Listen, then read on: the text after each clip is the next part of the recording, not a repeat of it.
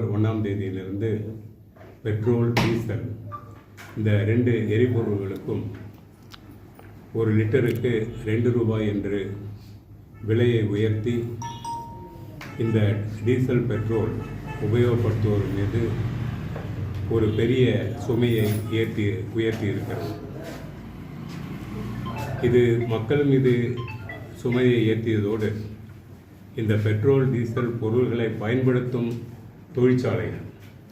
தொழில்களிலும் அவர்கள் உற்பத்தி செய்யக்கூடிய பொருள்களுடைய உற்பத்தி செலவு அதிகமாகி அதன் விலைவாசி ஏறி அந்த விலைவாசியின் தாக்கம் மக்கள் மீது வரும்போது ஒரு வட்ட சுழற்சியையே விலைவாசி உயர்வு, உற்பத்தி செலவு அதிகம், மக்களுடைய வருமானம் குறைவு, அப்படி என்ற ஒரு கெட்ட சூழ்நிலையை இந்த நல்ல ஆண்டினுடைய ஆரம்பத்திலே புதுச்சேரி அரசு கொடுத்திருப்பதை நாங்கள் வன்மையாக கண்டிக்கிறோம். ஆகவே இந்த விலை உயர்வை திரும்ப பெற்றுக்கொள்ள வேண்டும் என்று புதுச்சேரி மாநில மக்கள் முன்னேற்றக் கழகம் புதுச்சேரி அரசை கேட்டுக்கொள்கிறது. அவர்கள் ஒரு மாதத்திற்கு இந்த உயர்வின் மூலம் 60 கோடி ரூபாய் வருவாய் வரும் என்று அவர்கள் எதிர்பார்க்கிறார்கள். ஆனால் இந்த 60 கோடி வருவாயை திரட்டுவதற்கு மக்கள் மீது எந்த வரி சுமையும் இல்லாமல் பெறுவதற்கான வாய்ப்புகள் நிறைய இருக்கிறது. அவற்றையெல்லாம் இவர்கள் ஆராயாமல், பரிசீலிக்காமல் எடுத்த எடுப்பிலே இவர்கள் இந்த விலைவாசி உயர்வை ஏற்றியிருப்பது ஏற்கத்தக்கதல்ல. உதாரணமாக, இன்றைக்கு அரசாங்கத்துக்கு வர வேண்டிய வரி பாக்கி, அதாவது இந்த ஜிஎஸ்டி பாக்கி, ஸ்டாம்ப் டியூட்டி பாக்கி, அப்புறம் இந்த எலக்ட்ரிசிட்டியிலேருந்து வர வேண்டிய பாக்கி, இப்படின்னு பல பாக்கி பல தனியார் நபர்களிடமிருந்தும் அரசு துறையிலிருந்தும் 500 கோடி ரூபாய் அரசுக்கு வர வேண்டியது இருக்கிறது.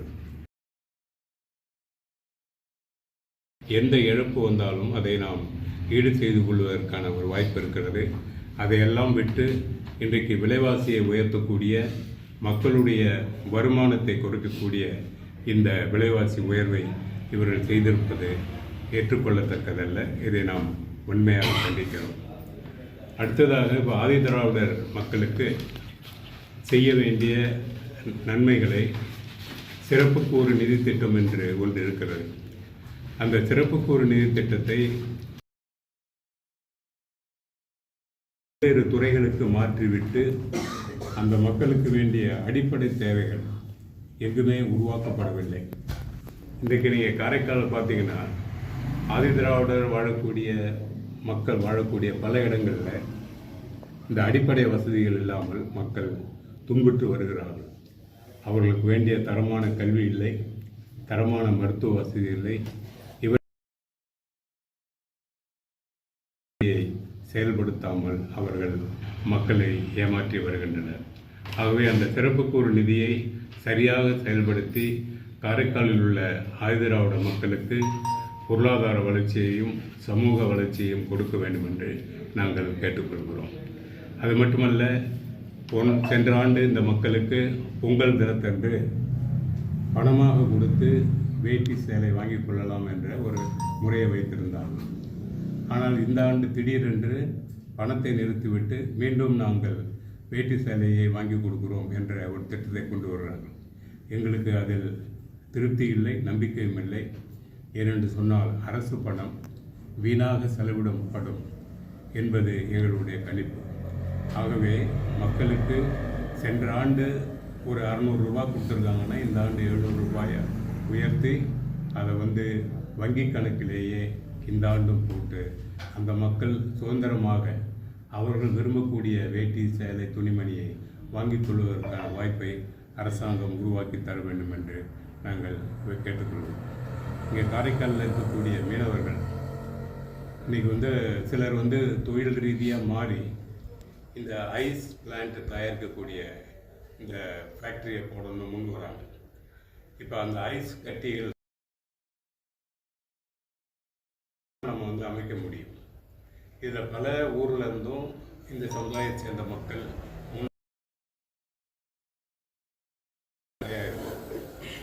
அதாவது கடற்கரை மேலாண்மை ஒழுங்கு திட்டம் அப்படி இருக்குது, அதனால் கொடுக்க முடியாது என்றால் ஆனால் அந்த அந்த ஃபேக்ட்ரிக்கு வேண்டிய லைசன்ஸுக்கு வேண்டிய பணம், ரெவென்யூ கிளியரன்ஸு எல்லா டிபார்ட்மெண்ட்லேயும் பர்மிஷன் கொடுத்துருக்காங்க. ஆனால் இந்த நகர அமைப்பு துறையில் இருக்கக்கூடிய அதிகாரி மட்டும் அதுக்கு பிளான்ட்டை கட்டிட்டு அப்படியே அது மங்கி போகக்கூடிய அளவுக்கு இன்றைக்கி கெட்டு போய் இருக்கிறது. இதில் புதுச்சேரி அரசாங்கம் ஒரு தெளிவான பார்வையை எடுத்து இதற்கு வேண்டிய அனுமதியை உடனே கொடுத்து மீனவ சமுதாய மக்களுக்கு நன்மை. இப்போ காரைக்கால் இருக்கக்கூடிய கல்வி நிலை, பள்ளிக்கூடங்களுடைய நிலை நீங்கள் பார்த்தீங்கன்னாக்கா பல பள்ளிக்கூடங்களில் இன்றைக்கி ஆசிரியர்கள் இல்லை. ஆசிரியர்கள் இருந்தால் இந்த பாடத்தை சொல்லிக் கொடுக்கக்கூடிய பயிற்சி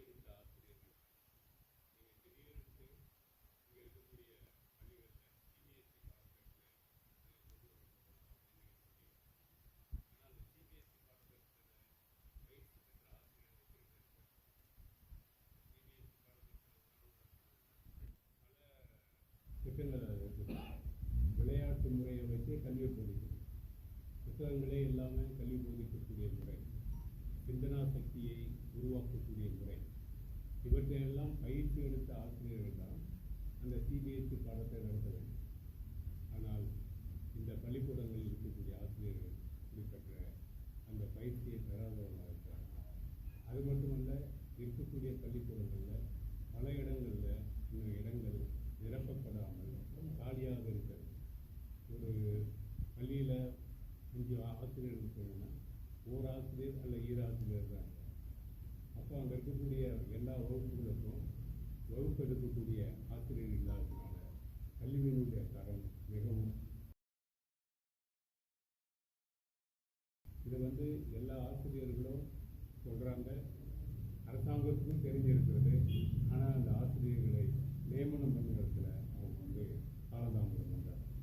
அது மட்டும் இல்லை, இப்போ இருக்கக்கூடிய ஹைஸ்கூலில் போனீங்கன்னா எந்த ஒரு ஹைஸ்கூல்லையும் ஒரு கிளர்க்கு, ஒரு எல்டிசியோ யூபிசியோ யாருமே கிடையாது. இப்போ அங்கே இருக்கக்கூடிய அலுவலக பணியெல்லாம் யார் செய்யணும்னா அங்கே இருக்கக்கூடிய ஒருத்தவங்க 2 ஆசிரியர்கள் தான் செய்கிறாங்க. அவங்க அந்த அலுவலக பணியில் போயிட்டு ஆசிரியர் பணியை செய்கிறது கிடையாது. ஸோ ஒட்டுமொத்தமாக இன்றைக்கி அரசு பள்ளிகளில் இருக்கக்கூடிய மாணவர்கள் தங்களுடைய கல்வியை இழந்துவிட்டு மிக பரிதாபமான நிலைக்கு செல்கிறார். இப்படிப்பட்ட சூழ்நிலையில் நீங்கள் என்ன சொல்கிறீங்கன்னா, முன்னெல்லாம் 5ஆம் கிளாஸ் வந்தால் ஆல் பாஸ்ன்னு சொன்னாங்க. பாடங்களையும் ஒழுங்காக சொல்லிக் கொடுத்து இருந்தாலே பிள்ளைங்க பாஸ் பண்ணுறது கஷ்டம். இப்போ பாடம் சொல்லிக் கொடுத்து வாத்தியார் இல்லை, இருக்கிற வாத்தியாரும் சரியாக சொல்லிக் கொடுக்குறதில்லை அப்படின்றது மறுபடியும் ஆல் பாஸ் கிட்டது நீங்கள் கொண்டு வந்தீங்கன்னா எத்தனை பிள்ளைகள் பாஸ் பண்ண போகிறாங்க தெரியாது. அந்த பிள்ளைங்க பாஸ் பண்ணல அப்படின்னு சொன்னால் ஏன் நம்ம படிக்கணும்? நம்ம அப்பாவுடைய தொழிலுக்கு நம்ம போயிடலாம். மீன் பிடிக்கிறோம், மீன் பிடிக்கிற தொழிலுக்கு போயிடுவோம். விவசாய தொழில் இருக்கிற விவசாய தொழிலுக்கு போயிடுவோம். அப்போ குழந்தைகள் இடைநிற்கிறது. இந்த பேக்லாக் அப்படின்னு சொல்லுவாங்க, வேக்கன்சி. அந்த மாதிரி பிள்ளைகள் முழு பயனையும் படிக்க முடியாத, பெற முடியாத ஒரு நிலையை அரசாங்கம் எடுத்திருக்கிறது. இதற்கு முக்கிய காரணம் என்னென்னா, அரசாங்கத்திடம் எந்த திட்டமின்மையும் கிடையாது. திடீர்னு மத்திய அரசாங்கம் சொல்கிறாங்க 5ஆம் வகுப்பு 8ஆம் வகுப்பில் இருக்கிற இடைநிற்றல் ரத்து பண்ணுறாங்க, உடனே ரத்து பண்ணுறாங்க. இங்கே என்ன நிலைமை இருக்குதுன்னு பார்த்தீங்களா? நீங்கள் ரத்து பண்ணிட்டா பிள்ளைங்களை பாடங்களுக்கு கொடுக்காம ரத்து பண்ணிவிட்டு அவன் எப்படி பாஸ் பண்ணுவான்? இங்கே இருக்கக்கூடிய எந்த சட்டமன்ற உறுப்பினரும் அதை பற்றி வாய்ப்பு வைக்கிறாங்களா? ஒன்றுமே இல்லை.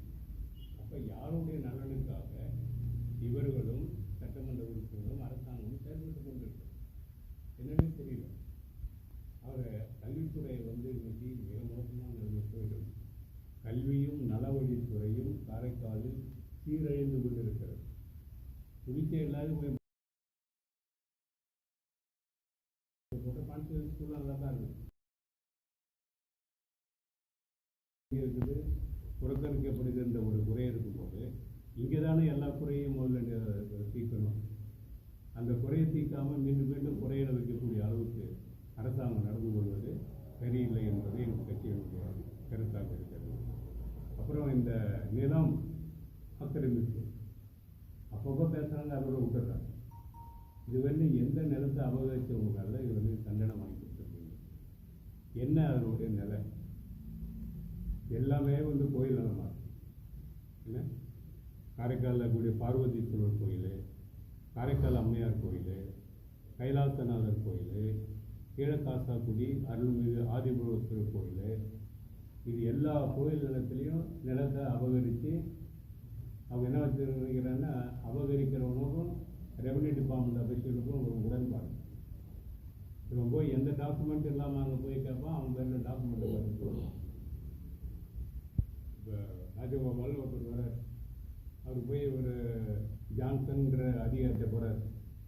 ஐயா, நம்ம 2 பேரும் ஒரு டீல் வச்சுக்குவோம், நான் கேட்குற நிலத்துக்கெல்லாம் நீங்கள் வந்து பத்திரம் என் பேரில் இருக்குன்னு எழுதி கொடுத்துரு, உனக்கு வர்றதை உங்களுக்கு ஒரு ப்ரொசீடாக கொடுத்துட்றேன் அப்படின்னு நீங்கள் இந்த ஒற்றுமையை வச்சுக்கிட்டு நீங்கள் வந்து இந்த நிலத்தெல்லாம் அந்த மாதிரி இது பண்ணிங்க. இப்போ 1986 இந்த விஷயம் நடந்துக்கிட்டே இருக்குது.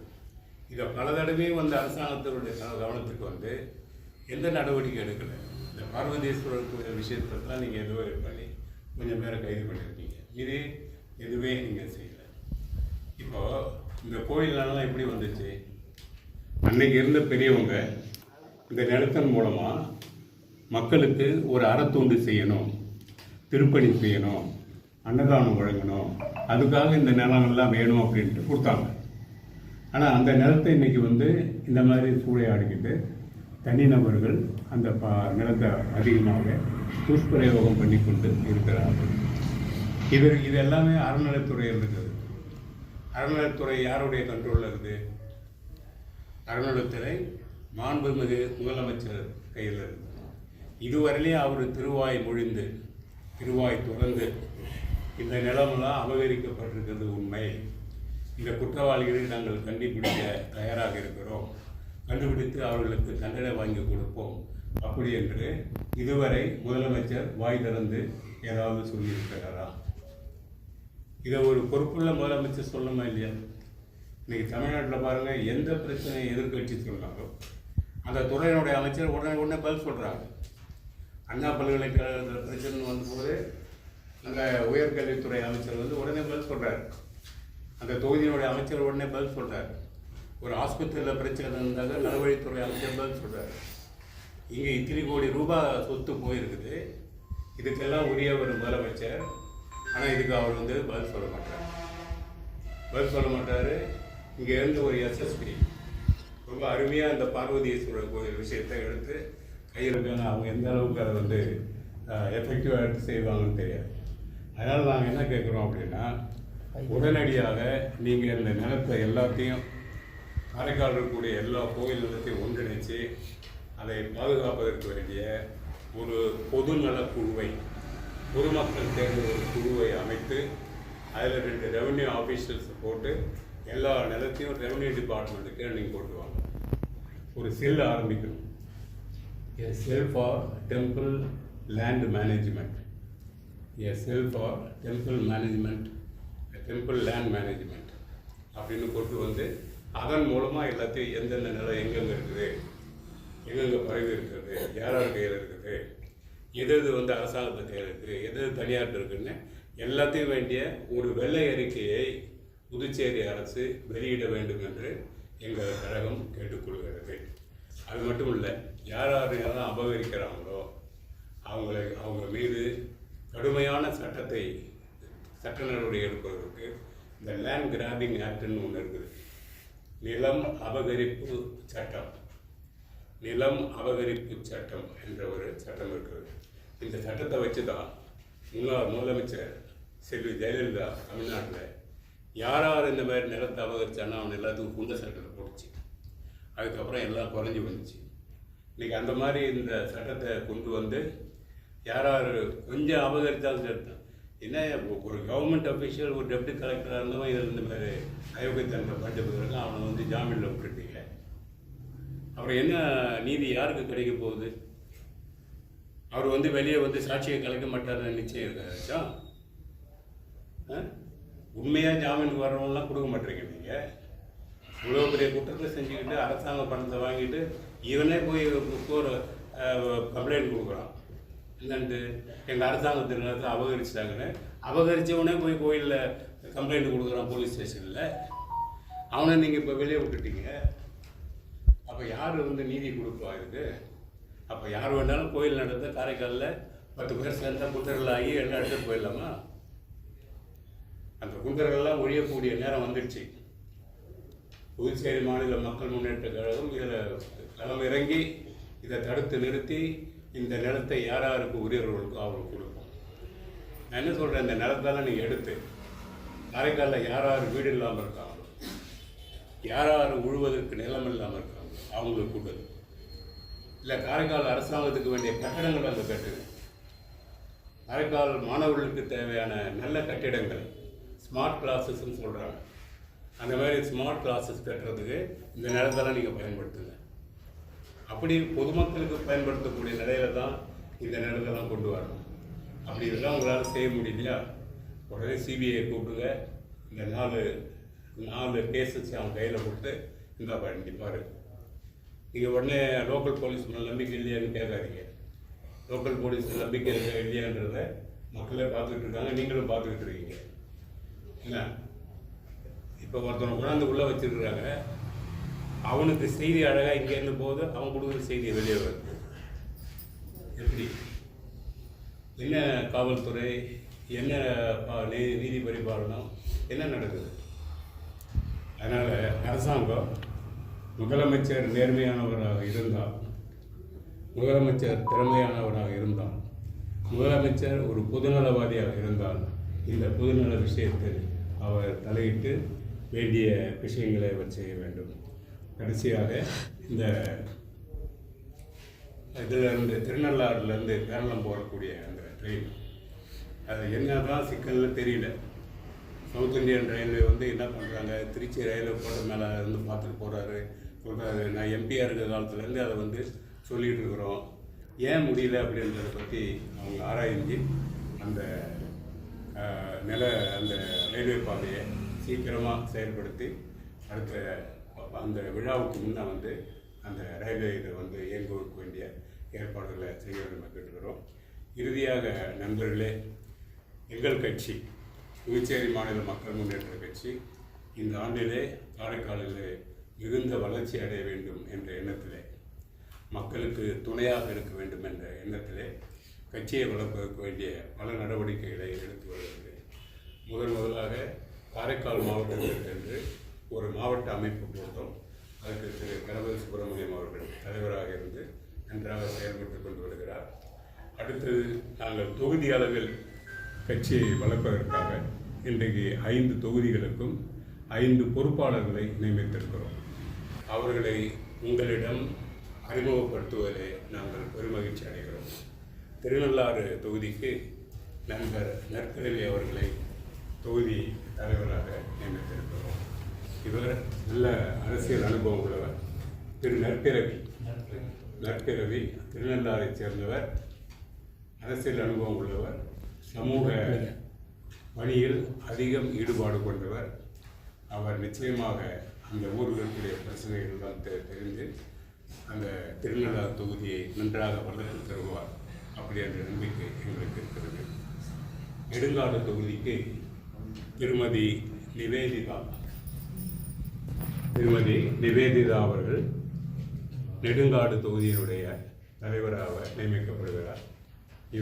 இவருடைய கணவர் திரு முருகதாஸ் அப்படி இருக்கார்.